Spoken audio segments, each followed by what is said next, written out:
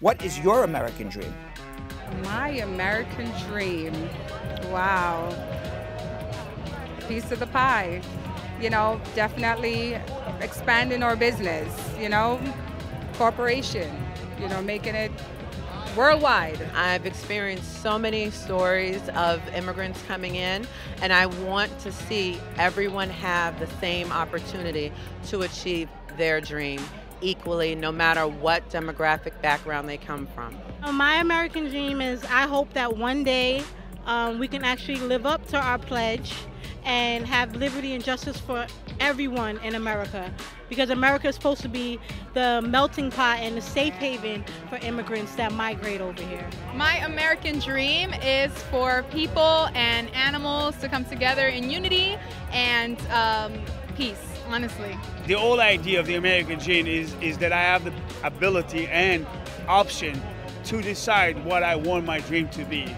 And for me, that's what American dream is all about. Everyone has a right to the American dream.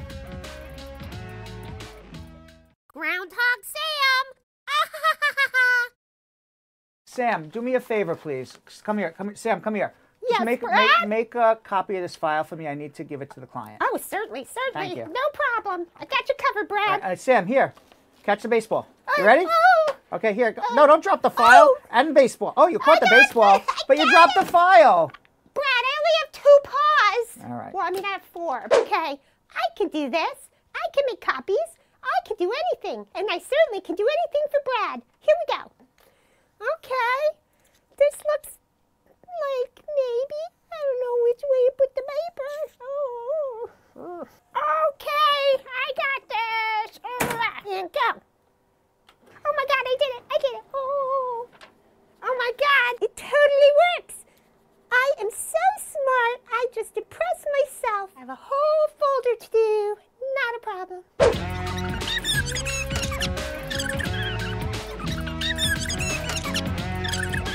Oh man, I'm getting so good at this. Maybe soon they're gonna make me an official paralegal here. Okay, it's down, it's good. Whoa! Hey, what's happening? Oh my God! Oh, my eyes! This cannot be healthy for me. Oh my God! Oh my God! Well, oh, I'm so dizzy. Oh, look at me. I look pretty good. I finished making all the copies, and now I'm going to bring it back to Brad. Hopefully, he will not notice a few mishaps. Sam, give me the file, please. Brad, here I did give me the file. It took you so long, Sam. It was 10 pages, Sam. It took you 1 hour. There are a few complications. All right. Okay, this first page is good, Sam. Wait a second. The third page is blank, Sam. Oh, that's... And Sam, this 4th page has... This is a picture of you. Oh, Brad, I didn't want to tell you. You copied yourself. I didn't mean to. I can't give this to the client. It was an accident, Brad. But the client doesn't want to see you. Well, maybe they would like it. No, they're not going to like it at all. They want to see a copy of their file. They don't want a photocopy of Groundhog Sam. Does this mean I'm not a paralegal? No, you're no longer a paralegal. We love you, but you'll go back to social media, please, Sam. Maybe one day I'll become a paralegal. Maybe one day, but not today yet, Sam. Okay, I tried. Sorry. Wow, that was a bit of a bust. I guess I'm not cracked up to be a paralegal just yet. But between you and me, I really enjoy working on this digital show and with the social media team. So maybe it's a real blessing in disguise. Anyway, back to what I do best. Did you miss yesterday's episode of Bradshaw Live? Well, in case you did, it was a big show. As we all know, Donald Trump announced a non-state of emergency on Friday so he could build his wall. Can I call it stupid? Because I think it's pretty stupid. That caused protests to erupt all over the country. And on Friday, right after he announced it, a non-profit organization in New York called Rise and Resist organized a big protest right in Columbus Circle outside of Trump Tower. And Belgium Kim was there to cover the action. Lots of people got arrested because they really feel strongly that this is a ridiculous thing Donald Trump has done. And then we heard the most incredible American dream success story. Brad spoke to high fashion designer Odalise Marino, who's originally from Cuba, and now she lives in Tampa, Florida. And she has a beautiful couture fashion clothing line, and was having her first show in New York Fashion Week, even though she's only been designing for 3 years. Go, Odalise! And now, it's the time you've all been waiting for. It's Brad Show Live, starring Brad, Bernstein, and Belgium Kim and Jonathan Yo-Yo Elias. Enjoy! Looking good! Ha ha ha ha!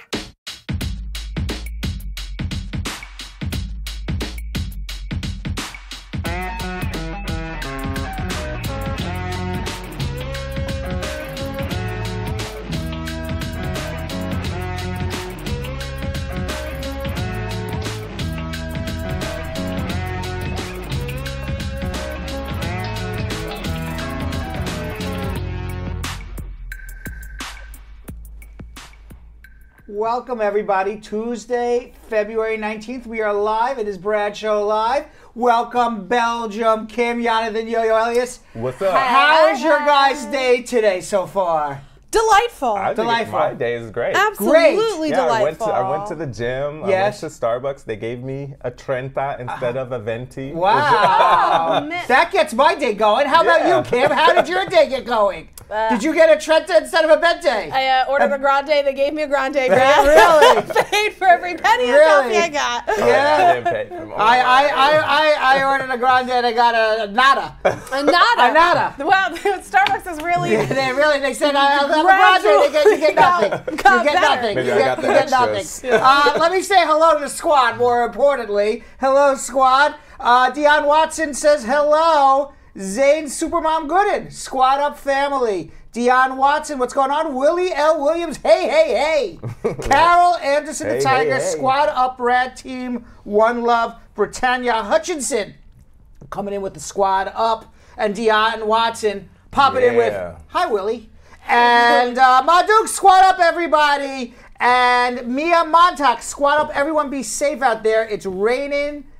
Cats and dogs. I don't know where it is, it's not raining but it's here not yet. raining here. No, it's not. I don't see any furry animals hitting my head at this moment. No cats or dogs hitting my head. For now. Where did that come from? I don't know. Cats and dogs. I don't know. Where did cats and dogs living together? It's complete chaos. Where did people say cats and dogs can't live together? Where did that happen? Maybe there's a cat somewhere. But where did cats and dogs can't live together? I never heard, I've seen cats and dogs live together perfectly fine. You guys, on the 3 people on this panel, who do you think would have the answer to that question? Nori Gashi, maybe, on the Brad Squad. She says she's here. Maybe she knows the answer. And who else? Jonathan Elias may know the answer. Moya McFarland says, Squad Up, everybody. Jessica Kalimi, Iffy Awana, and Cece Mitchell. Who else we have here? Joyce Joseph saying hello. Lisa Blingrose, Kennedy Roy, and Deanna Moore. Tamika Nelson. Lisa. Love. Jezebel Jade Serrano, right with a question. Marge Higgs laughing at Groundhog Sam. Chanel Nas says, hey peeps. And who else we got here? Murphy Colley. And Asset Lindo. And on YouTube, Afzaleh Squad Up. He's driving and watching. Be careful. That's not really probably the smartest thing in the world to do, to watch us and drive at the same time. Brad's beautiful face. Yes. Why don't you just listen and keep your eyes on the road, right? Listen more like a radio. Like a podcast. Like a podcast, exactly. Don't comment. Don't type Afzal and drive at the same time. We will excuse it this one time. That's just not cool. Yeah. Yeah. Okay? But if you were to comment, please make it a very long comment. That's what we want to see. We do love your comments. Marcine Frazier, what's up? Back it up, Ricky. Carol, the Top Cat Tigress 2, Anderson. And Yulette Wilson, Alicia Walker, Ja Love, all popping in on YouTube. I do want to give a big shout out to Dion Watson for her birthday. Happy birthday! Yeah. Very good. Happy birthday there to Dion Watson. And she's taking maybe a few minutes, but maybe up to 2 hours out of her birthday to watch us. So we appreciate that it's your birthday, it's your special day. and on your special day, you're using it to at least 2 hours of your day to watch us. So we appreciate that. Now, Jonathan, Yo-Yo, Elias, and Belgium Kim. In the past, we have asked people to share. Yes. In the past, we have bribed people to share. Relentlessly. Okay? We have even given them options of what the bribe should be. We have. Yes, we have. Nothing worked. Nothing. So this is what we're going to ask you to do instead. Okay? What we're going to ask you to do is just make a comment. Say you're here. Talk about what we're talking about. That's just as good as sharing. If you just really have nothing to say, no comments to say, Facebook gives you the ability to give a thumbs up or a heart or a laughing face. Give a couple of those too.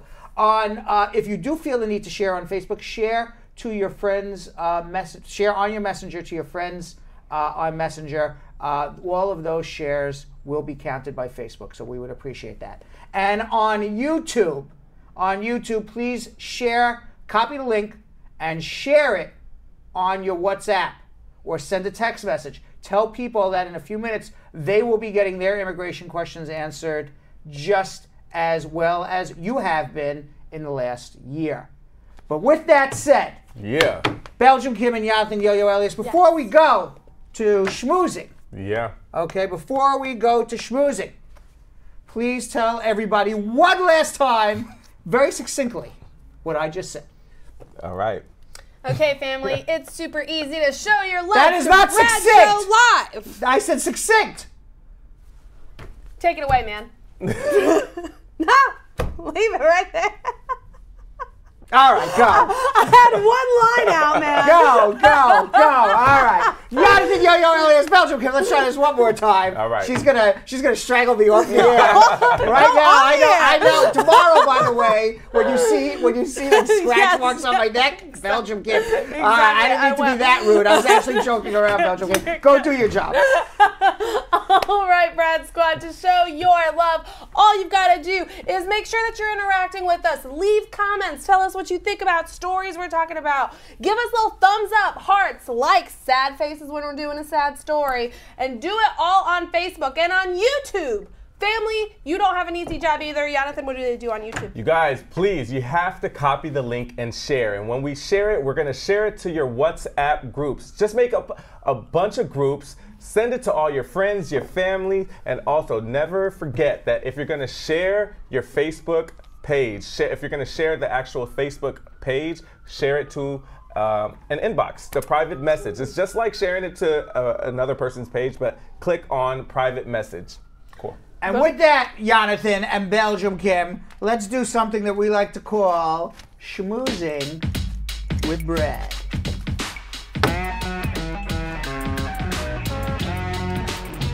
So meanwhile, you know who this guy Roger Stone is? Yes. Yeah. You know who is Roger Stone? Does anybody on Brad Squad know who Roger Stone is? We should ask them maybe. Oh, yeah. That's a good point. You guys. Does anybody know who Roger Stone is? Who is Roger Stone? Who is he? I know who he is. Do you know who he is? I'm going to tell you who he is right now. Tell me who he is. He is. Yeah, this is not going to work out very well. So let me. That was a weird. Sorry about that. Weird way to do it. Yes. So Roger Stone, Belgium Kim and Jonathan Yo-Yo Elias, for those who don't know, is a former campaign aide to Donald Trump who got arrested for colluding with Russia.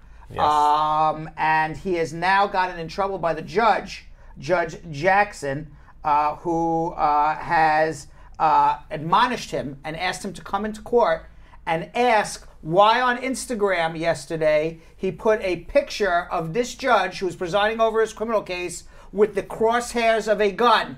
Ooh. And his Instagram post read, "Through legal trickery, deep state hitman Robert Mueller has guaranteed that my upcoming show trial is before Judge Amy Berman Jackson, an Obama-appointed judge who dismissed the Benghazi charges against Hillary Clinton and incarcerated Paul Manafort prior to his conviction for any crime." So in 2017, that is true. Judge Jackson did dismiss the Benghazi case against Hillary Clinton. That's at least partly why the people were yelling during the campaign, "Lock her up." Also, it was about 30,000 emails that nobody seems to know nobody actually saw these emails. We just heard about 30,000 emails. Now, in a letter to the court, Stone says, "I apologize. Please inform the court that the photograph and comment today was improper and should not have been posted. I had no intention of disrespecting the court and humbly apologize to the court for this transgression. Meaning he doesn't want to go to jail. Right. Okay? He is pissing off the judge who's going to be sending him to jail. Okay? That's not a smart thing. Right.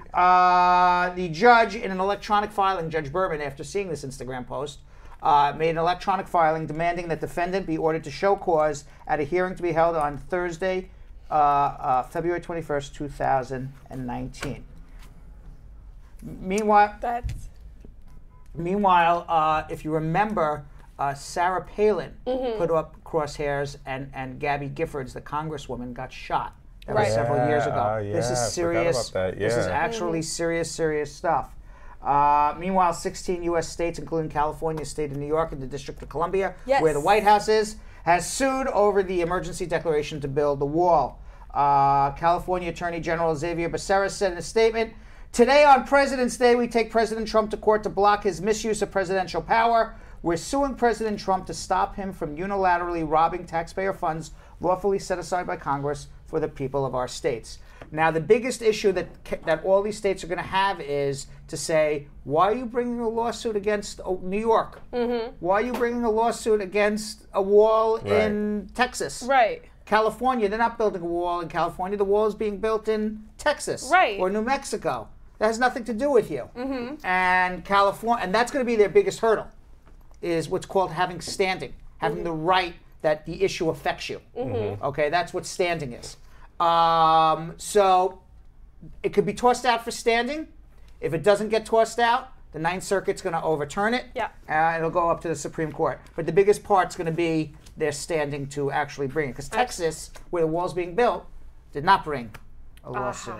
Meanwhile, former Fox anchor Heather Nauert has withdrawn her name from consideration to become the next United Nations ambassador, overtaking Nikki Haley position. And the reason is because she hired a nanny, and the nanny was not legal to work for her, and she did not pay the nanny taxes. Wow. Yes, this is President Trump's hand-picked successor to the United Nations. The Washington Post reported Saturday that Neuart's nomination was derailed by the nanny issue. Meanwhile, Donald Trump has decided to take some money that has been lawfully appropriated by Congress to build the next migrant children's detention center, but he's decided that it should be built on a chemical landfill. What? Oh, Can't make this stuff up. As part of the Trump administration's plan to jail undocumented immigrants on military bases, the site at Goodfellow Air Force Base in San Angelo, Texas, is slated to hold up to 7,500 unaccompanied children. However, in the report compiled, the documents developed by the U.S. Air Force during the Superfund cleanup process and inspections, Earthjustice found that serious potential health risks remain for future residents of the Goodfellow Detention Center. The contaminants include arsenic, benzene, lead, and PFAS, a pollutant that has been found to affect neurodevelopment and increased risk of learning delays and autism. Wow. Meanwhile, in Atlanta, you're going to like this one, Jonathan.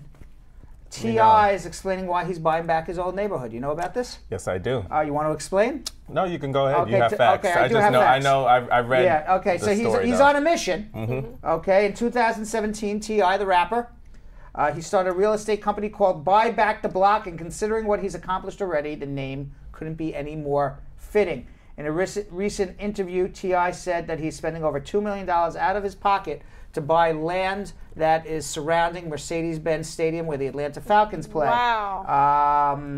The rapper says he does not want to improve the area and make it so expensive that people can't afford to live there anymore. He just wants to do the opposite. He just wants to make it a little, nice to live, but he doesn't want to make it upscale. Absolutely. He also said that he'll be turning a lot of the buildings he purchased into mixed-use housing.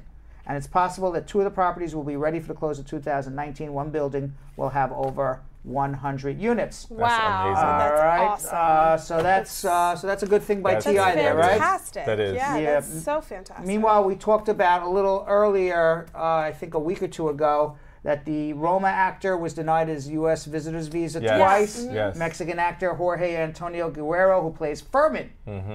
Has anybody seen this movie yet? I have not yet. No. Nobody's seen this movie, but everyone's. I tried to start it, but This is. I don't know. This is like like when PR overtakes anybody who actually watches a movie. Right. Nobody's watched this movie, and everyone's already anointed that it's going to win the Academy Award. Right. I have yet to. I've had a conversation with at least 20 or 30 people, and I said, "Have you seen Roma yet?" No. Nobody's seen it. Yeah, I think it had a lot of buzz. Yeah. You know? With who? 3 people who saw it. Well, yeah, but it Nobody's came out seen on this movie. Netflix. There was a huge director who directed it. And then you have to understand like Has the any- PR. You have to understand the marketing and PR move as well, because just like that Blindfold movie on Netflix with Bird Box. Bird Box. Yeah.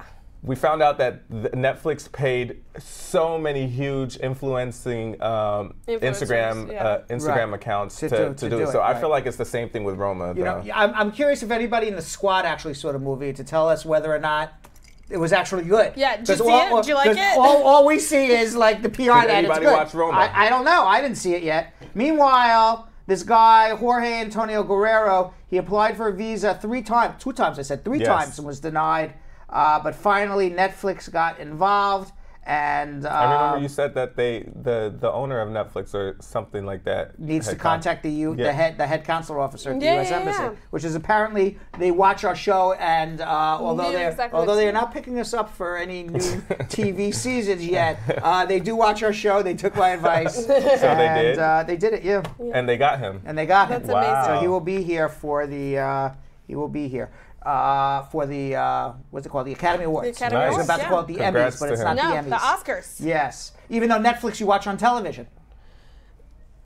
Yes. Yes. But it's still a movie, not television. Still No, you don't watch Netflix on. I mean, it's You can watch it still on your a movie. computer. On your computer, right, yeah. But you can Mobile watch it on your device. TV. But I guess you It's can watch still a anything. movie, I though. You guess can watch it on anything. I now. watch it on my phone. Yeah. Meanwhile, for those who Yeah, you can cast yes, it on it's your true. TV. But meanwhile, for those who don't know, Congress adjourned for the week, and the Violence Against Women's Act, the VAWA case, has been lapsed and has not been extended yet. Now the Republicans want to pass it as is. The Democrats actually want to add additional layers of laws onto the VAWA to protect more classes of people. That has led to a fight between the Republicans and the Democrats, and now VAWA has lapsed. Should Congress fail to pass the extension in the next couple months, future grants for funding for not only the VAWA applications, the funding is there till the end of the year, which is September 30th, but future fundings for shelters and social service agencies may also be impacted. I am sure, ladies and gentlemen, that VAWA will pass in some form in the next week or 2. Right, that's great news. This is good news also for those who love space movies. President Trump has gotten a little closer to lifting off of Space Force, Is he? the 5th branch of the U.S. military that will protect us from attack from all corners of the universe. Oh, man. The Space Force will be patrolling the outer limits, of our, I don't know, whatever, something above Earth where you can't breathe. What area would that be? Space. Space. Eventually, there will be an Undersecretary of Defense for Space. They are going to be named, which will start as a division of the U.S. Air Force. The idea of the military force patrolling space was dismissed not long ago by critics as far-fetched and wasteful, but apparently Donald Trump loves the idea. He loves the idea of Space Force. I think Space Force is going to be fabulous. I think it's going to be wonderful. In a memo, he says, I think we should have $13 billion for Space Force. Where did he get that number from? Sounds like a good round number to me, I guess. I don't know. Solid. But it's going to happen. Do you think it's a good idea, Belgium Kim? Do you think we need protection from outer space? I'm a big fan of the idea of Julian, the TriCaster guy, heading up our Space Force. Yes. So part of me says, yeah, it's a great idea because I want to see Julian. Was that Julian just going pew pew pew or? What? Is that him? I think that's him. I think that's him. He's Julian the TriCaster guy. I think that was literally him. And I think he's going to be a fantastic general. A fantastic general. Get those little Martians. Get those little Martians. I love they'll that. just make the sound effects. I love that he's expanding his vocabulary. Yes, now. yes. I really need that to not just be in our IFBs, and I hope the people at home heard that. Because yes. Meanwhile, President Trump, in a prepared memo to the people of the United States of America, says he hopes he never has to use the space weapons, the ones that we hear in the background now. The Pum. These are the space weapons. The Pum. I love a good sound. Oh my God! The council. What else is here? It's also being done without any funding from Congress as of yet. President Trump is taking it out of some other part of the budget for the military. So meanwhile, talking about Star Wars, Space Wars, there's a lightsaber dueling competition recognized in France. In an effort to get the younger generation off the couch and exercising, the French Fencing Federation recently recognized lightsabers as a competitive sport. The officials even include some specific rules designed to make battles between Jedi Knights and Sith Lords more visibly appealing and got young people interested in taking up the sport. The scoring system is similar to traditional fencing. What? It's actually regular fencing, except the sword has a light on it. And if the sword actually hits any part of your body, it will cut that limb off. Yeah. That's fake news. That is really the big news. difference. That is really the big difference between the two. Wait, okay, so I have to be honest. I have accidentally stumbled upon a lightsaber fight. When did you accidentally? Please tell us. No, on May 4th, because it's National Star Wars Day, because May the 4th be with you. On May 4th, they have lightsaber battles all over the country, and I was walking down a street one day and happened upon a park with hundreds of grown adult humans literally fighting, hacking at each other. So did you partake? Yes? Yeah, I grabbed a lightsaber and I jumped in there. Now let me ask you a question. During the fight, Yeah. when the lightsabers hit each other, Yeah. is there a moment when everybody just has to stay still and just go, You do that. You do that or no? You know what? You do for a hot second. You do for a hot second. It depends how theatrical the person that you're sparring with is. I'm a pretty theatrical gal, so I got pretty theatrical with it. Sure. All right. So meanwhile, just for everybody to know, Spar and Bernstein for immigration. Oh, and you know, What? wait, I'm so sorry. Somebody else actually has also participated in some Jedi training. Who? I believe we have video. Who?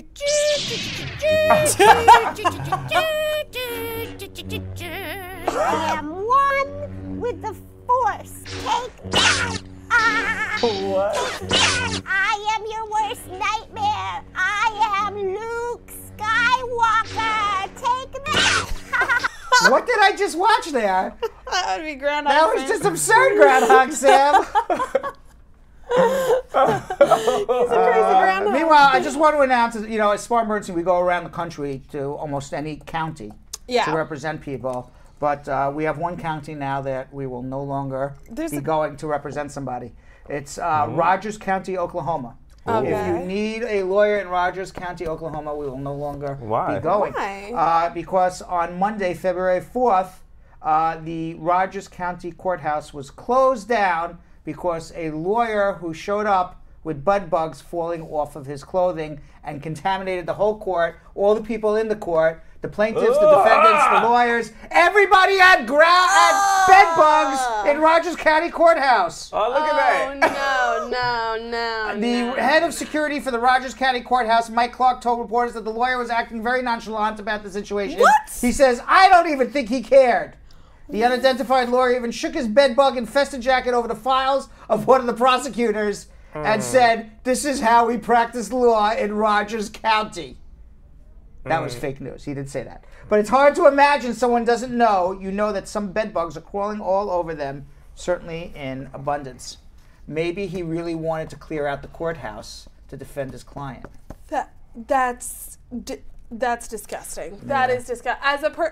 If you're a New Yorker and you get bed bugs, my whole skin crawled. I don't like that. Meanwhile, finally, Yeah. Police are on the lookout in Baltimore, Maryland for a mother who's harassing college women to date her son. The police want to identify a woman who they say is badgering all the college women in Baltimore. Please date my son. The Baltimore Sun, S-U-N, reported that a woman in her mid-50s has been visiting the campus of Towson University, Maryland, pestering the female students. The mom reportedly approaches her victims, shows them a photo of her eligible son, and asks if they are interested in dating. If anybody has seen this pestering mother, please call the Baltimore Police Department. There is a wanted poster all over Towson, Maryland University for her. That's mortifying. And then there's also been a police incident advisory report to all of Towson University. The advisory is being provided in order to make Towson University community aware of an incident or incidences on campus that may cause concern. This advisory is intended to heighten awareness and inform the community of incidents that might impact their safety and security, including the mother who's badgering women to date their son. That's embarrassing. It's so embarrassing. That is very, very embarrassing. I'm not 100% sure I would put my mom above doing that. Yeah, apparently, Mrs. Elias wants somebody to go out with Jonathan. My mom might do that. Your mom would do that, right? That's exactly. My mom might do that. That's exactly how I feel. Finally, I have one more finally, and then we're going to get to our immigration questions. All right. The lead singer of this hair metal cover band had his hair catch on fire. Hairball's Bobby Jensen hair erupted in flames during a performance of Kiss's Detroit Rock City in Sioux City this past weekend. There he is. The fire was put out, but not before burning his hair and leaving his guitar smelling like smoke. There were 1,600 people at the concert. No one was injured. The fire was caused by pyrotechnic mishap, which is let's see the video. There he is, the man's hair on fire.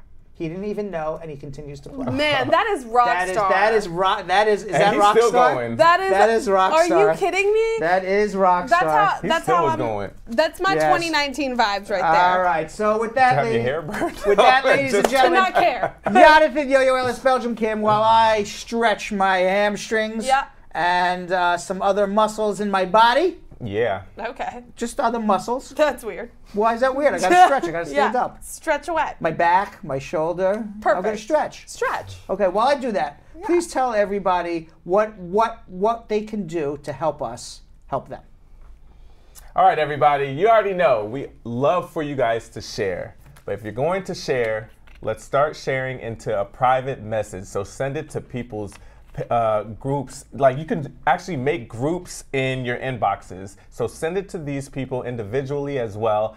But more importantly, we need you guys to comment, because we need the interaction, and we love to hear what you guys have to say, what you think about the stories, what you think about us. If you like something, press that thumbs up. If you think something is funny, press that ha ha ha. If you love it, press the heart. All right, and what are we gonna do for our YouTube, Kim? YouTube, you guys are gonna copy that link. It says copy link, and you are going to share it into all of your WhatsApp groups, all of your conversations through text messages, and also through Messenger, any way you wanna share it, especially on WhatsApp. And for everybody asking immigration questions, make sure to get those in now, because we will ask them first come, first serve. If you are up in here asking a question at 7:23 p.m., we cannot guarantee it's gonna get read. It's probably not gonna get read. Ask them right now. Drop those questions right now, so you know you're gonna get an answer. Meanwhile, I'm just looking at some of the comments from our schmooze. Right. Lisa Bling Rose says there's bed bugs on the train, lots of them. What train is she riding on? Girl. Don't say that. What train is she riding on? Don't say that. No. What train is this woman riding on? Because I don't want to be on that train. Meanwhile, who just asked? Somebody just asked. Oh, Lisa Bling Rose also said, "What is Sam drinking?" I think Sam had a lot to drink that. The 1492. Yes. A little 1492. Let's see. Anybody else had anything interesting to say during our? Sammy Berwin Lewis about Space Force says, I think those guys in space need to up their defense against us. What does that even mean? Whatever, I guess. Here's the thing, if there are aliens in space right now that are watching us, their technology is already way better than ours anyway. It's not a Space Force that's going to fix it. There's no aliens. Right, and Laverne Tucker says, why do we need Space Force if we have Air Force? Yeah, good question. Very good point there. Right. Why would you need Space Force if you have Air Force? I feel like the Air Force is saying the same thing right now. Yes, and Thanda Rob says Starship Troopers Part 4 through 10, Space Force Edition. I would love that. Yes. I would honestly love that. And let's see, anybody else had anything interesting to say? I really liked Zane Supermom Gooden, who said, I can't keep calm watching this. I get irritated because Facebook is messing up, so she's going to YouTube. She said, I'm using my phone and iPod. This is how good and interesting the show is. We like that. I like that. So thank you. And on Facebook, anybody had anything interesting to say here on Facebook? Oh, that's what I was looking at. Let's see. No, not really. Facebook a little, as Afzal said, YouTube squad can do a little better than they're doing today. Yeah, he's right. He's right. 51. It's not a solid showing. There wasn't really a lot anybody was saying there other than squad up on YouTube. All right, so let's go to something that we like to call us with your immigration questions. We can't do it. But what we can do is I can go and answer immigration questions. That's true. But we got it back. Here it is. There we go. A little slow there. I think Julian the TriCaster, he was on his Space Force vehicle. He got caught up. He got caught up. He got caught up, right. Got caught up a little bit. All right, let's go to Kim in Queens, New York. Kim. Hi, Brad. Good evening. How are you? My name is Kim. I'm fine, thanks. How are you? What's going on? All right, so quick question. I recently received my conditional green card. The thing is, when it came, my husband wasn't home, so my neighbor collected it. Since then, he has changed.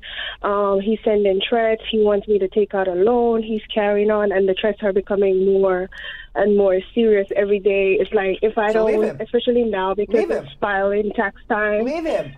That's what I plan to do. Joe, go. Say goodbye. Adios. Options? Adios, muchachos.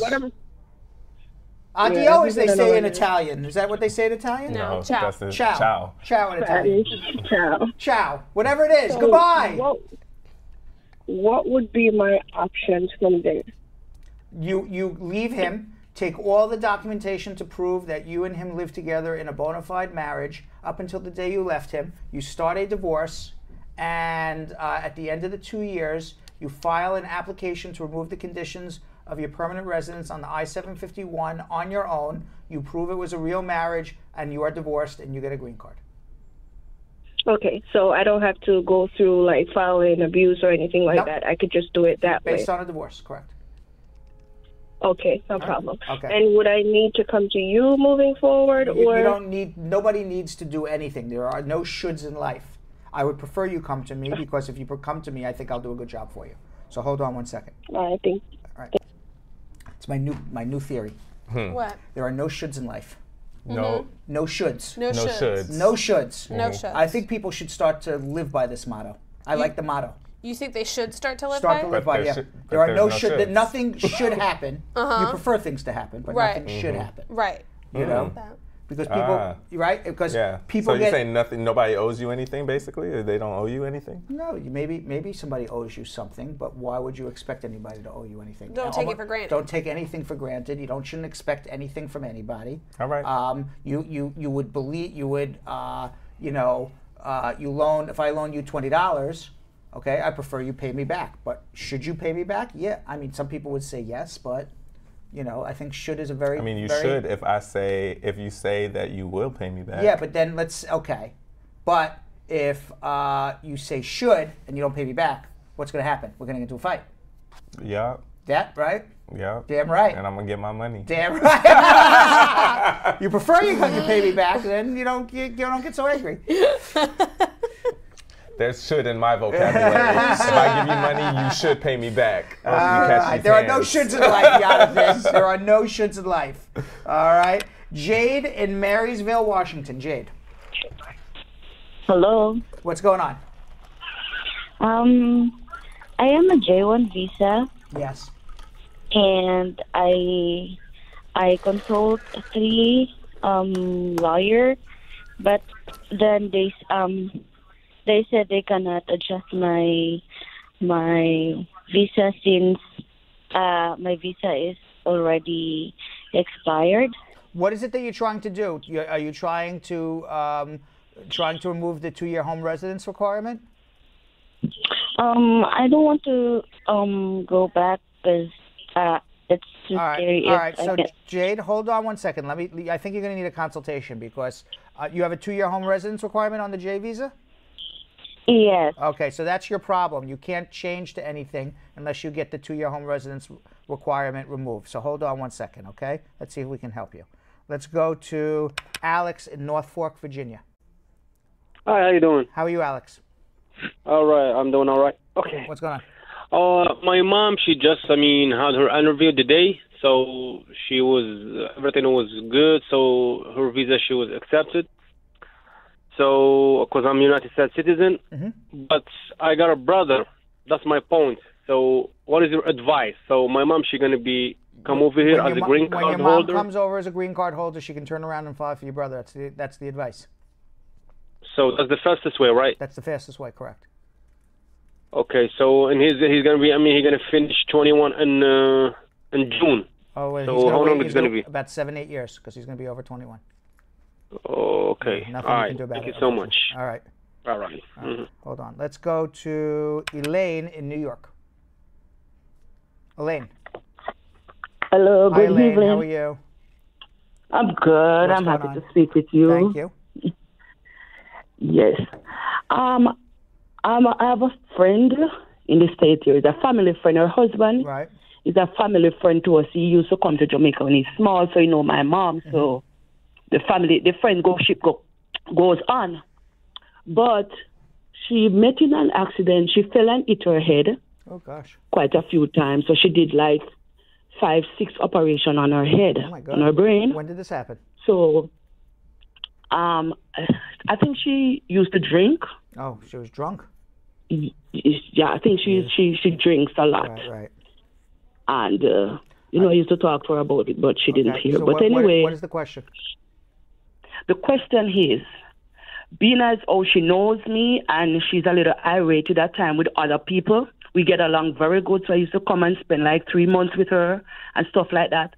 The husband is trying to get me, asking me if I could stay some longer period with her. You would not be able to stay, if you're here as a visitor right now, you wouldn't be able to stay right now. You can go home and they can sponsor you for a green card.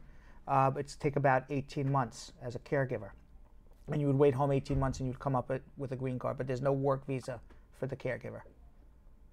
Oh, so how could I go about getting the green card for the green card for me, please? Yeah, hold on one second. He would file a labor application for you. Hold on one second. Let's go to June in Trenton, New Jersey. June.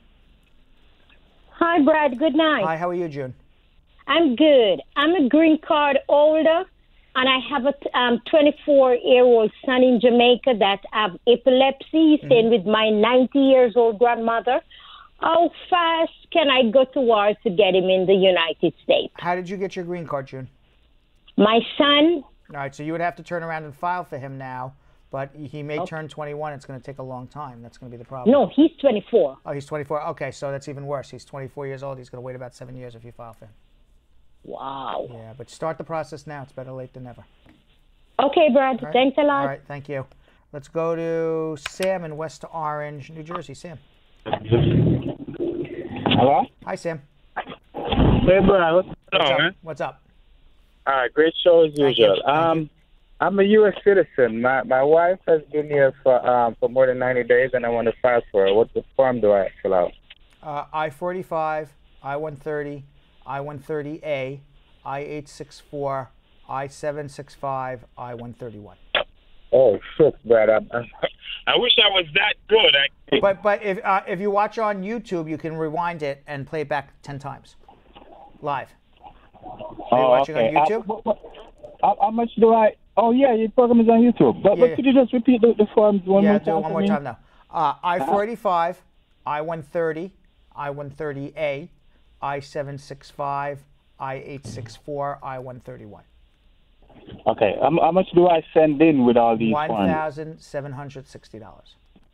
$1,760. Is that one check, Brad? One check. Department of Homeland Security. Okay. All right. Thank you, Brad. Thank you. Let's go to Ryan in Fort Lauderdale, Florida. Ryan. Hello. How are you, Ryan? I'm doing very good. What's going on? I have a question. My father is a U.S. citizen, and my father was filing for my sister in Jamaica. But the case get approved in 2009. Great. But my father... Hello? Yeah, I'm listening. Your father passed away? No. What? My father is in Jamaica now. He retired, but my father stopped the process for my sister from about 2009 because... Is your father a citizen or a resident?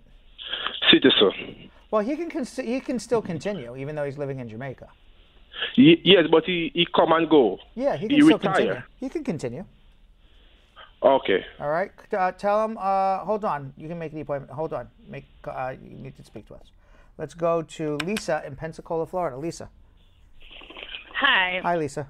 I am removing the conditions, and I did my taxes, but on the form for the state tax, it says I should not file the taxes because the forms are not finalized.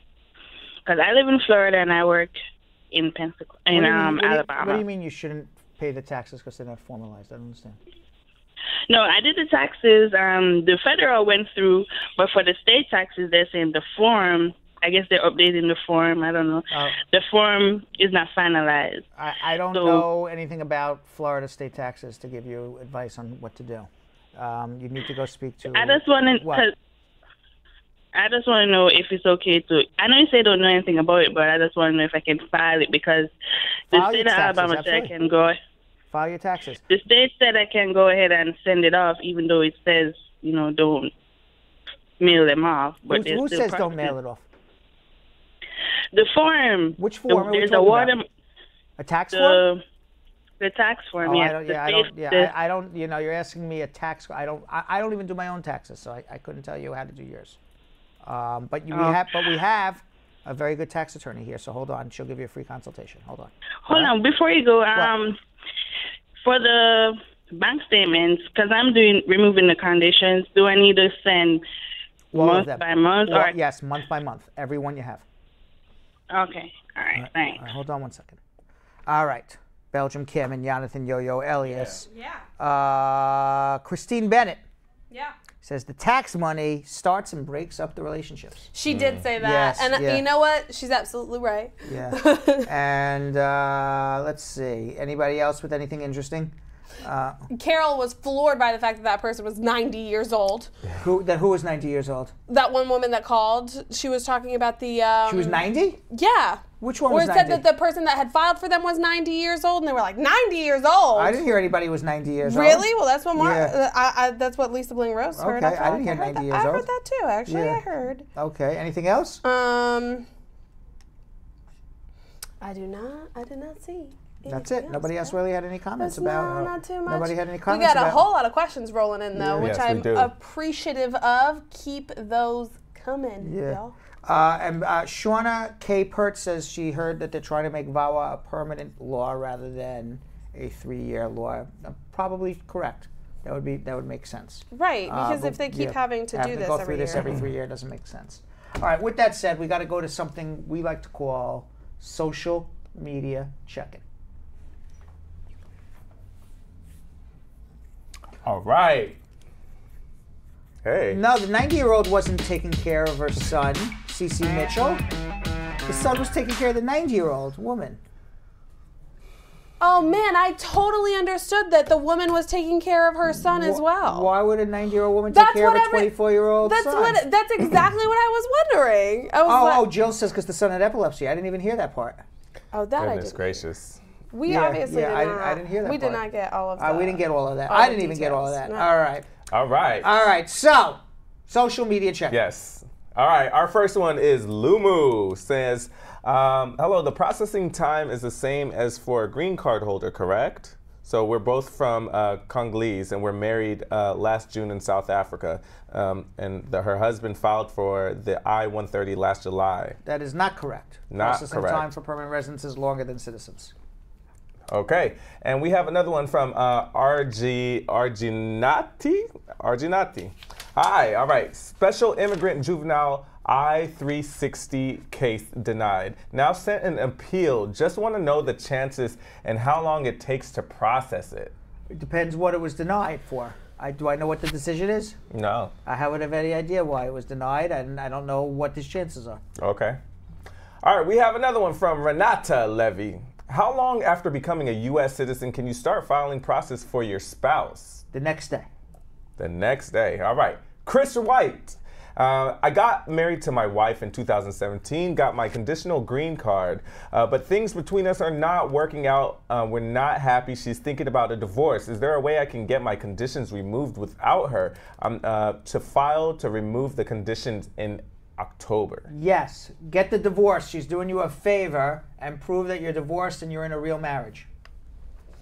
Camila Campbell said, after sending my application myself, I received a request for evidence, which I replied, and it was a request for the affidavit from my husband. But I wrote them letting know that I submitted a spousal application, therefore I would need an affidavit from my husband. They received the response. Now, how long do I need to wait until they actually say something about the evidence I sent? And also, is this month would be the 6-month mark from when I actually submitted the application. Why doesn't she need an affidavit of support from her husband? She's saying because it's a spousal application, she doesn't need an affidavit. Of support? Yeah. Of course you need an affidavit of support from a husband on a spousal application. That's not the law. Am I reading? Am I understanding the question? Yeah, but I wrote them letting them know I submitted a spousal application, therefore I won't be needing an affidavit. So what you just said is that every step Camila has done so far has been wrong. Is egregiously wrong. Based on how I understand her question. Right. How I'm interpreting her question. Right. Correct. Okay. All right. Gazamila TV. What's the time range in Kansas for a work permit? Filing started December 10th, 2018. You should have had it by now, and if you don't, give us a call. Ooh. We've got another question from... 2018. Yes, December 10th, 2018. We're only in February. Yes. Oh, no, what am I talking about? I'm thinking it was 2017. No. My apologies. Another 3 months. Baby Sure said, can your husband give you an adjustment of status if he was arrested and charged 20 years ago? Yes, as long as it wasn't for sexual offense of a minor. All right. Woo! Sorry. Dang! I gotta pull this up. All right, this one. What? It's a big one, so there's a small. Atlanta Super Deals. Hello, Brad. Team. Chris here from Atlanta. Before everything, thank you for your amazing work. So, thank you. Oh, that's nice. So I'm a permanent resident and started my naturalization process 2 months ago. My wife and I are from Africa and have been married for almost 3 years now. However, she resides in France where she's working as a registered nurse. Each year she visits me here in Atlanta, Georgia. But on her last trip, she overstayed her H-1B2 visa about 2 months. The attorney we consult advised us that she should leave before her 180-day overstay to prevent her from being banned to re-entry the 3 years. Now she's in France and scheduled for an interview for another visitor's visa next month. My question is there a waiver or something we should include to present ourselves in the best light to get the visa? She's unlikely to get the visa. Unlikely. Unlikely. She already overstayed one visa. So what you have to prove but to the satisfaction of the embassy officer who is interviewing you is you already overstayed a visa once. What makes us think that you won't do this again? I mean, I don't know all the facts of your case and what you have to show, but you better come with overwhelming evidence that this ain't going to happen again. So it's the same if, because they also asked, is it better to do a student visa? It doesn't matter. They're all non-immigrant visas. Okay, and can her work as nurse be leveraged to smooth her immigration? And what would your advice? Let her get the CGFNS visa screen if she's a registered nurse and get sponsored in a job for a green card. Then the overstay won't be a problem, and it should take about a year and a half. So that's the best and rapid way to get it. Perfect. Ma Dukes is in the comments asking for her aunt. How long can a U.S. citizen stay in Jamaica? She was born in Jamaica, but she is now a citizen. The rest of her life. Shauna K. Pert says, hey, Brad, I heard they're trying to, oh, this is, you already asked, Yes. or you answered. Christian says, my friend is a J1 visa, and it's not yet expired, so she is A-U-P-A-I-R, au pair, is that? Au pair.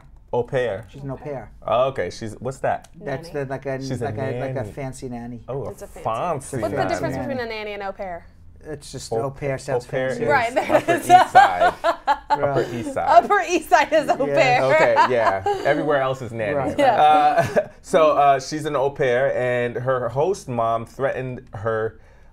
She moved to another state because they were abusing her. Until now, she receives threat from her host. So Tell her to call me. Let me find out more about what's going on. Chris White is wondering, is there any specific document I should show to show as proof of the marriage after the divorce happened? No, you just need a divorce. Joelle says, I filed an I-130 petition for my stepson when he was 19 years old. Now he's 30 years old. I only received the I-797C notice of action of the application When and was it petition. This was when he was 19 years old. When? He is 30 now. You only got a receipt but never got an approval? I've never filed the I-485 adjustment of status have an to move approval? on the case now. You just received this I-797C notice of action of the Well, application. if that's an approval notice, then you can still file under the Child Status Protection Act. He's still under 21 and file the adjustment. If you just have a receipt notice and nothing else, we have no idea if the case got approved or not. Jody said, how long is it now taking for a green card holder to file for their spouse? And if that green card holder becomes a citizen in the process, how much is that going to speed up the actual petition process? About 3 years as soon as he becomes a citizen. Oh, wow. Ooh, and I just saw one pop. You just saw one? That one. All right, Camellia says, follow up. So my husband and I started the petition and affidavit was submitted, but not from him. I recently got a protective order, so I submitted a VAWA. I would be able to get one since we are not in good terms. What are my options? This was the... So Camila had not submitted an affidavit of support from her husband and had gotten an RFE requesting an affidavit of support from her husband. But she's filing for VAWA, and so he is not obviously going to submit an affidavit. You don't need an affidavit of support if you're filing VAWA. And it seems like that's what she wrote them back and told them. But you haven't filed a VAWA yet. No, she has. She did file the She VAWA. said since he didn't submit one earlier, can I still do a VAWA follow-up? The answer is yes. Yes. The answer is yes. All right, so with that, I had recently met Belgium Kim and Jonathan Yo-Yo Elias, a portraiture artist by the name of Betsy Ashton, and she's at the St. Thomas Church right here in New York City. I think we were on 53rd and 5th Avenue. Okay. And she is an artist, and it took her about 18 to 24 months to paint portraits of immigrants. And this body of work that is Betsy's personal project, and her story message is inspiring. Let's watch. Hey, Brad Squad, it's me, Brad Bernstein. I'm out in the field at St. Thomas Church on 5th Avenue and 53rd Street in Midtown Manhattan. And I'm going to meet Betsy Ashton. She's a portrait artist who makes these beautiful paintings of immigrants and their stories. It took me 2 years to do all of them, which means I was doing one about every month. And that's really pushing it for doing portraits like this size. What inspired you to do all of this? I'm sitting in church downstairs in the sanctuary. The message is about love thy neighbor as thyself, the Good Samaritan. And I'm sitting there and there's this disconnect between that and between what I'm hearing outside in the media. The people coming in on the border are not criminals. These are people running away from problems. You don't leave your home if everything's going well. You only leave when you are threatened or you're starving. I was getting a nudge that said, you know, Betsy, you were a reporter before. You've got the ability to write and the ability to tell stories, and you've got this ability to paint. You ought to be doing something with it. And I felt this story wasn't balanced. In the course of going around and talking to different immigrants from different countries and cultures and refugees and writing their stories and painting their portraits, and what I found is that the grit and the guts and the stamina and the risk-taking that I see in the immigrants today is just like what we've celebrated in past generations. That's the stuff that made America great. What I have found just in my everyday life is that most people who are anti-immigrant, who are Trump supporters, they will always say, kick all the immigrants out except this one. I know this one. He's my friend. He works for me. That's a good person, but everybody else should be kicked out. Absolutely. My feeling is if you understand, if you know the person, you can empathize. They can become your friends. They're not threatening. When you understand why they came here, what it was like getting here, the challenges of settling in, and then what they've done since. I did Ordinary People. I wanted the American people to see that the everyday immigrants coming here are really good people too.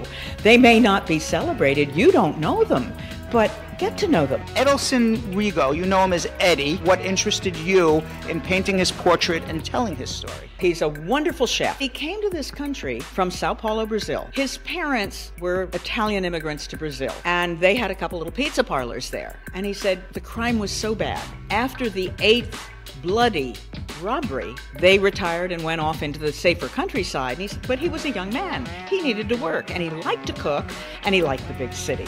So he goes online and he says, does anybody need a pizza man? The pizza parlor on Long Island said yes. And they brought him in and, of course, got the visa. But then he got a job with a coffee importer in the city, which he loved because it brought him right into Manhattan. He started setting up espresso bars for this company, and they were very popular.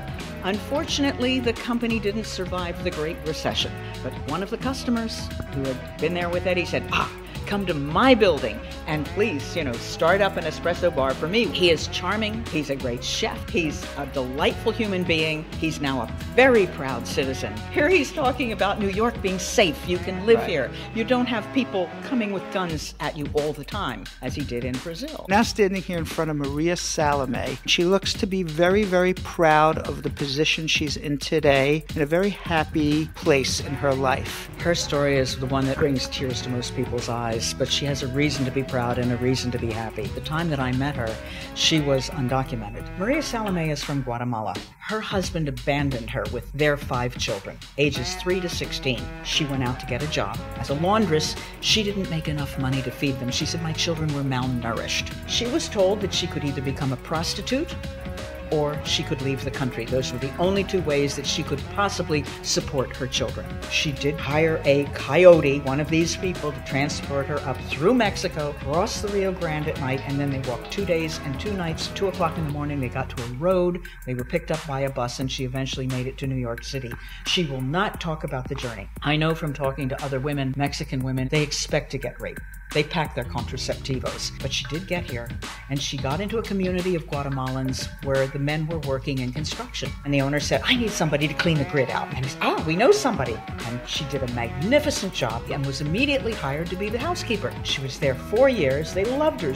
Wonderful. And she said, I have to go home. She goes back the same way she came. They've run out of money. There's no way that she in Guatemala can earn anything like what she was sending down to support them. And she says, I have to go back. She brings a 6-year-old back with her. She gets a little apartment. She gets the little boy in public school. She gets another job. And as years go by, she also becomes a lay preacher in an evangelical church. And she gets to know other immigrants in the community. She gets to know an immigration lawyer. And the week after I finished this portrait, she got her green card. She bought a plane ticket to Guatemala. She flew back to hug the children and to meet the spouses. She missed all the weddings and to touch and hold grandchildren that she didn't know. They want her to come back. And she says, no, this is my home. This is where I belong. This is a good country. This country has been good to me. And of course, as a woman, she has a life here that she couldn't possibly have in Guatemala. This is a good woman. And of course, she's proud. She says, I was able to take care of my family. What possessed you to decide that this person is going to have their hands open versus their hands closed? I spend time with people. I don't make a decision until I observe and listen. As a reporter, I ask a lot of questions, and I'm also, as an artist, observing the person at the same time. Body language, expression, hands, and hands are very expressive. And then I wanted them all to be communicating out, to have some relationship with the viewer. What's special to you? Is it your work? For example, with John Lamb, who is a developer, he's got an office and he's got pictures of his buildings behind him. Or in the case of Rika, it's her beautiful home. She teaches in a school. She had these gorgeous saris, even though what she's wearing underneath it is something that she would wear to school, because she's a woman of two cultures. That spoke to me. Richard Mazda, who is a director in a theater, he's in the theater. In the case of my Burmese person over there, Mio Thwei, he has a cart where he sells Burmese bites. That's his business. We're now standing in front of Abdul, and he looks like he's very relaxed. Perhaps he's even a student. Well, the reason he's relaxed is because he's not in a war zone. If you had been through what he was through as a child, you'd be relaxed too to be studying and getting a master's degree in public administration at the Maxwell School in Syracuse University. He was born in 1980. Right at the time the Russians were being pushed out of Afghanistan. This is when ISIS started to come in, the Taliban, and they started taking over. There were all kinds of factions fighting for control of the country, and he lived right in Kabul, which is the capital. And he said, you didn't know which group was going to be fighting next. He said, I didn't grow up with the sound of music. It was the sound of rockets and bombs. The boys had been educated in schools where they had learned English. The girls, of course, were not sent to school in those days. When the Americans came in to fight the Taliban, his older brothers went in to help the special forces groups, and then he became an interpreter. And then he also helped to try to train some of the other people, the locals, to have better government. The tables started to turn. People who, like him, had worked for the Americans started to disappear. And what he said was the Taliban wasn't really gone. You didn't know who among your neighbors or friends was actually secretly harboring or threatened by the Taliban. Some of them even got into the government. His life was threatened. His family's life was threatened. And so his older brothers immediately applied for refugee status, and they were granted it. And he is working for an interfaith group that helps settle other refugees and helping them learn what it's like to live in America and the culture. Why wouldn't anybody want this man to be in America? It's amazing. I cannot imagine. He is such a good person, and he is studying public administration because he says, I know what bad government is. I saw a government in ruins. I saw corruption, so I can help build the right kind of government and do the right thing. Take us through the process of being an artist. I just started out with people that I knew. I would ask them where they came from, what it was like getting here, and what they've done since. We sit down and we talk, and I sketch. I do live sketches first. Now I'm going to do a photo shoot. I never pose people. I just get them to be in a comfortable place. Nobody has to sit hard for me. I'll talk to them, and then I go back and I look at the photographs and I listen to the tape. I look at what I've observed about this person and what I've heard in their story. What brings out to me that character? And then I decide this is it. Then I get out the canvas, I blow up the picture, I go into my studio. I'm always focused on the eyes, the communication. The face is always going to be in sharper focus. I'll work for 3 to 5 hours at a stretch. I really get into it and I just keep going. What were their reactions after you showed them their portraits and their story? Well, they see it from the very beginning. I show them the pictures that are going to be my primary reference, and they all like them. Every day that I'm working, at the end of that day, I take a picture and I send it to them. We're in front of Perez Luxama. He's a very well-dressed man. Perez Luxama, his grandparents on his father's side were murdered by Papa Doc Duvalier, the dictator in Haiti. His father fled the country. When there was a government change, his father came back. His mother worked for the Roman Catholic Church. But there was a Roman Catholic priest named Aristide who became the president. When Aristide was deposed, thrown out by a military coup, his mother disappeared. Finally, they discovered that their mother had been exiled by the military.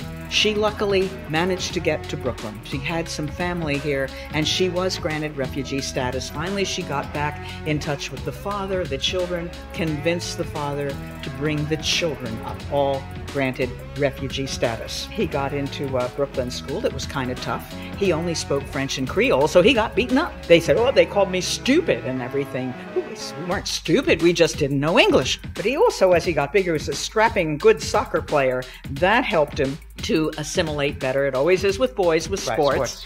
And he won a scholarship to St. John's College, and he was very good always at math and science, which didn't require the same language skills. He went to college, he became a teacher. To this day, teachers dressed like this. He wants these kids, particularly the boys, to have respect for a man, for education. He's kind of a surrogate father to a lot of boys who really don't have a relationship with their fathers. He also founded an organization called Life of Hope, which is a center for helping immigrants, particularly Haitians, so that you can be a productive citizen. He has a brother who is a priest, and he has another brother who joined the military right after 9/11 because he said, this is my country, I want to help it. And he's a military officer to this day. Talk about a family that had something to give. This is the only painting that's perhaps a little out of sync with the rest. This is a painting that represents the people who declined to sit for me. I wasn't surprised when I put the word out to 2 undocumented women that they were unwilling to sit. That's understandable. But what really stunned me was one young man. I'm ready to have the interview, and he said, oh, Betsy, I'm not sure. And I said, why? You were so proud. You're a citizen. He's from Ghana. He even came here totally legally. He won the visa lottery. I said, you do everything right. You have nothing to fear. You're a wonderful example of an immigrant who is a good citizen. He said, my friends are scared because this particular government seems to want to find any excuse to say that you're a criminal and keep people out. He said, it's scary. It's a scary moment. We feel that we're not wanted here. He said, people with black and brown skin. This is a man who's a good citizen, a good person, who's contributing to this country. And that fear is a terrible thing. And I said, let me take one picture. Just show me how you feel. He just immediately expressed this sad pose. He has a sunny disposition, but it's being grayed out by this fear. And then I went back, and in order to take out the features of the face, I just made the marks, and I stepped back and I looked at it, and it looks initially like a fence, which is appropriate because there are people being fenced out. And then I stepped back and looked at it again. I said, good heavens, it's a swastika. Do I want to fill that in? No, because that is a universal symbol of fear. And what's more, it's that kind of divisive fear against groups of people. So it's appropriate because you can't deny that's what's going on now. I call this finally, it's the last picture in the exhibition. This is the first exhibit that you've shown. It's been up for how long now? It's been up for 2 weeks. It'll be up for 2 more weeks, and then it will be going uptown to the Riverside Church, where it'll be up for 6 more weeks. What has the reaction been so far? Oh, it's been wonderful. People have actually shed some tears. They said, you've really touched my heart. These stories are so wonderful. Thank you for doing this. Some have said, I'm an immigrant, or my parents were immigrants, and I remember their stories, and this just brings it all back to me. It's time to get this story out. And I just think America has to remember this is who we are. And this is what built our country. This is what made America great, is the human capital, the ingenuity, the risk-taking, the hard work of immigrants, the willingness to take any job initially, and the next thing you know, they are building companies. Has there been any negative comments made about your subjects? There was one person who came in who believes everything Donald Trump says, was just giving me a big argument about politics in general. And it started with that I'm all wrong on immigration, and that these people ought to be all kept out. All of these people, that they should all be kicked out. He wasn't interested in the details. He's bought what Trump is saying. Unfortunately, words matter, and words touch and words touch emotions, and emotions cause behavior. And hopefully some of this will, maybe some people who are on the fence and I hate to use that pun, maybe they will have their minds changed a little. I have a book over here of people's comments, and they're just lovely. There are many more people who came in here who had their hearts touched and who had their minds opened by, for example, the surprising facts about immigrants. You've put these banners up, and you have one banner about thoughts to ponder, sayings that come from the Bible and other religious texts, and maybe some poetry as well. You also have some surprising facts about immigrants here. What made you want to put these banners up? I used to be a reporter.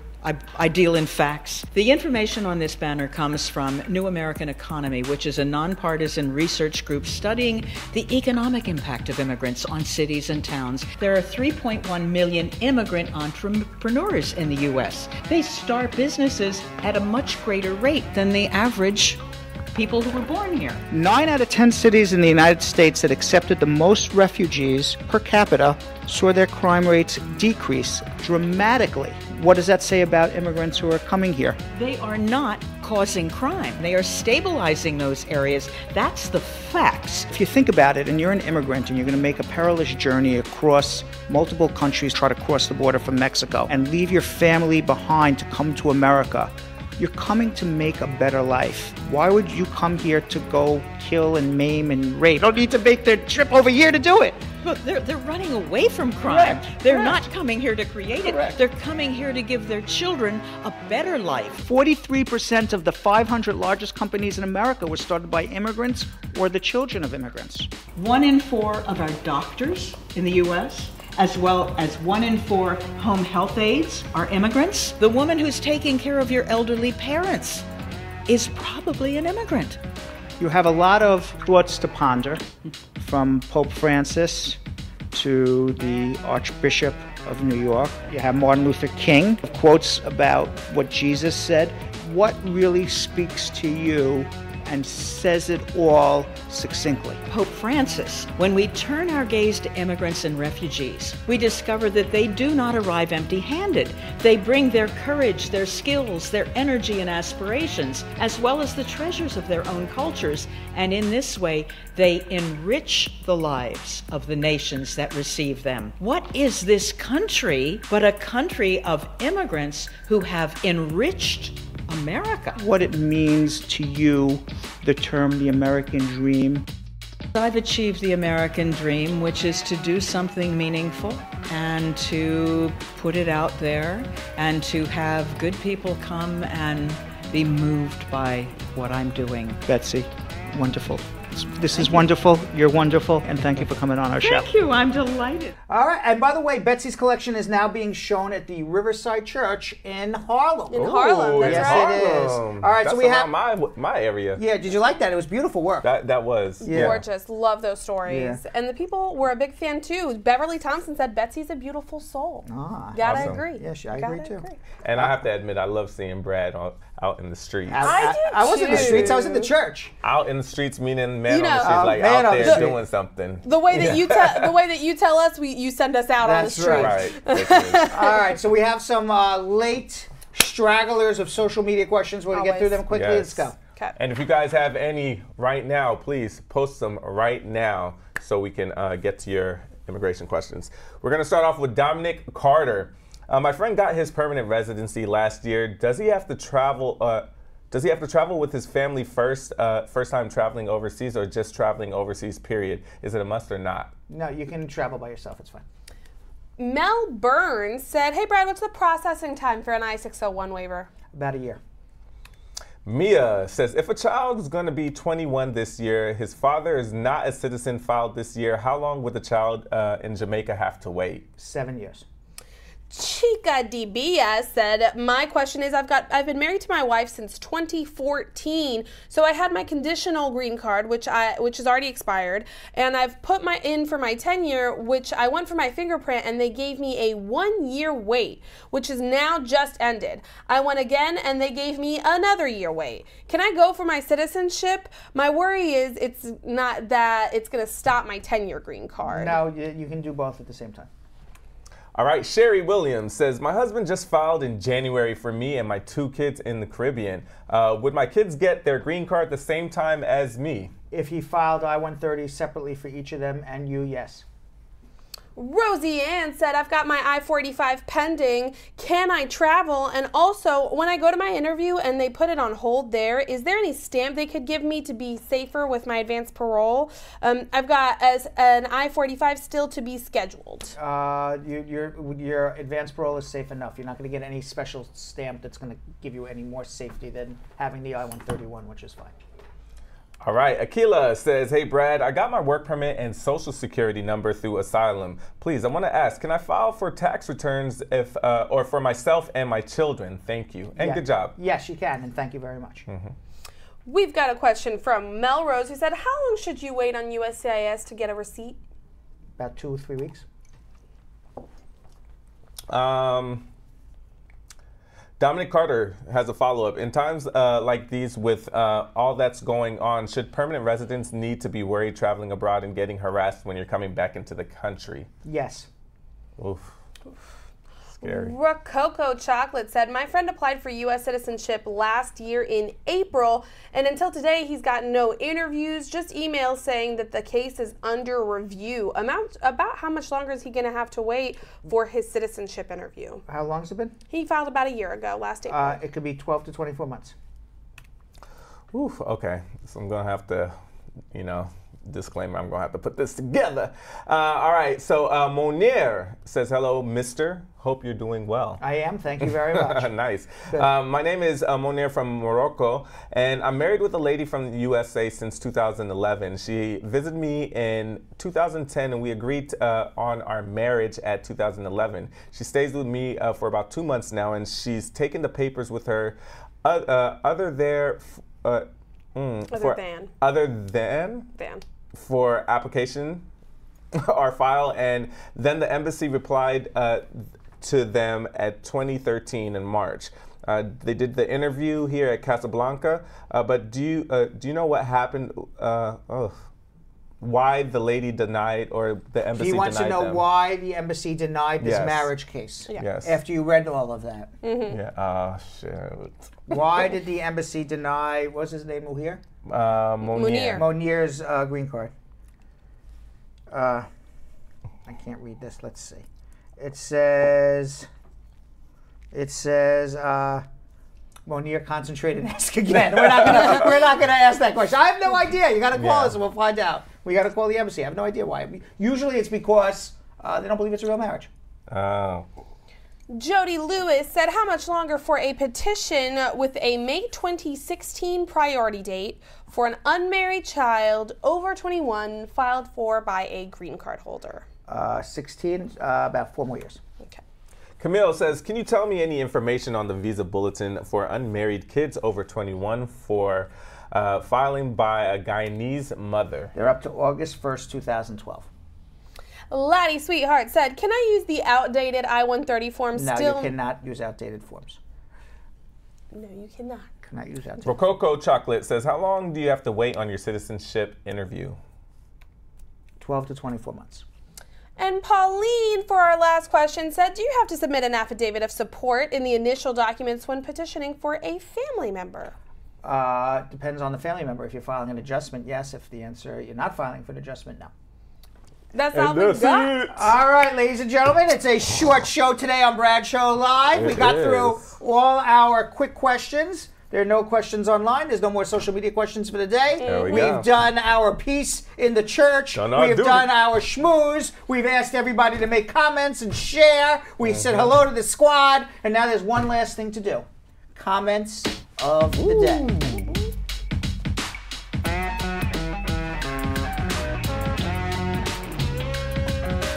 All right, everybody, for our first comment of the day comes from Carol Anderson, the Tiger, on Facebook, saying, everyone out there, please come over and listen to Brad Team's show. All right. It's about news and immigration and stories you will not regret listening to. I like that. Yes. Yes, Queen. We've got one from Eckert who said, thank you, Brad and company. I went in for my citizenship interview with a great attorney, and now I found out later that I'm going to be a citizen thanks to Spar Bernstein. Awesome. Thank you. Congratulations. Awesome. All right. All the way from Space Force. Yeah. All the way from I know, he's back. All right, for our third comment of the day, we have one from Asset Lindo saying, love this show. Not only do I learn about immigration, but I learn about important news. Thank you, Brad. All right, wonderful.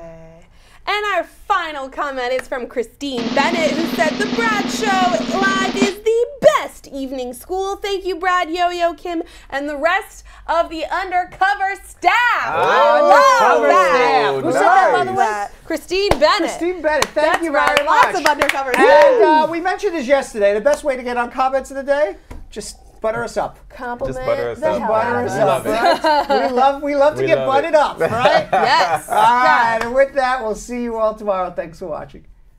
So, Sam, as part of the production, we have to say this disclaimer at the end of the show. Do you mind reading it for me?